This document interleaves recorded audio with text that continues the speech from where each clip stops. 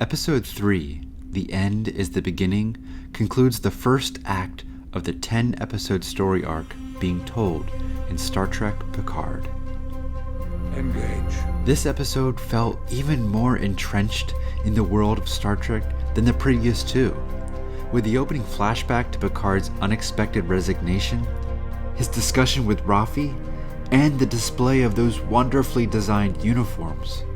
I hope we can get a few more glimpses of Picard and Raffi's time as active members of Starfleet, working together. But guys, those uniforms, they're so sharp. But the Picard-Raffi flashback is not truly the heart of this episode. No, for me, their present conversation at Raffi's home is where that artificial heart of Picard's character can be found. When characters are too perfect, they aren't authentically human.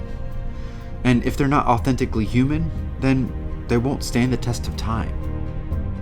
Because Shakespeare's characters are so authentically human, they're flawed and marvelous, they have strength and brilliance, but they also lead to their own downfall, they are timeless.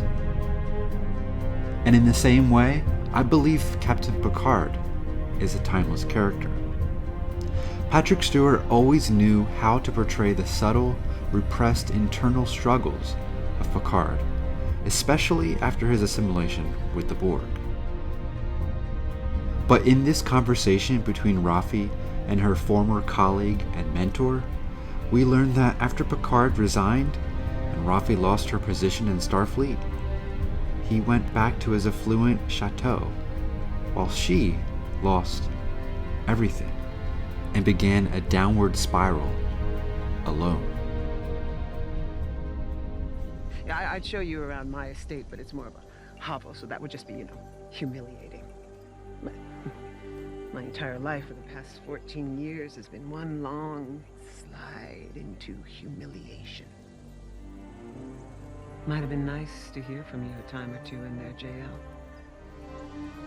See how I was doing? I know. Because I was not doing good. I lost my security clearance. Broken and lost by losing his own career in the organization that he gave everything to, Picard seemed to withdraw from the world, from the present, and dug into history. Writing books of history people prefer to forget. And by withdrawing, he betrayed Raffi, abandoned her. This is not like the Picard of The Next Generation or the 4 films. His loyalty to his crew is demonstrated time and again. He's put his life at risk for them, but not Raffi. Not this time. And the warm, pain-filled guilt-knotted gut of Picard is just wonderfully portrayed in this scene. Of course, there are other wonderful moments throughout this episode, such as Dr. Jurati's request to join Picard on Rios' ship, the introduction of Rios and his EMH, the stressful fight between the Tal Shiar assassins and Zhaban, Laris, and Picard, and finally the picture of Picard back on a bridge of a starship. And of course, we got his famous call to action. Engage. Well, I am engaged in this series. My heart was pounding during the fight at Chateau Picard. I was actually really concerned that Zhaban or Laris would be killed off now that Picard and the viewers will be leaving them behind.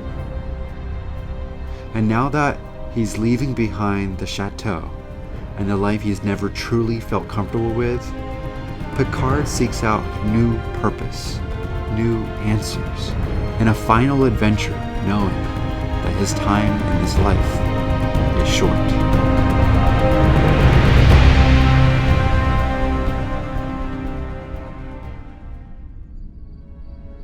I tried my best to belong to this place, but I don't think I ever truly felt at home here.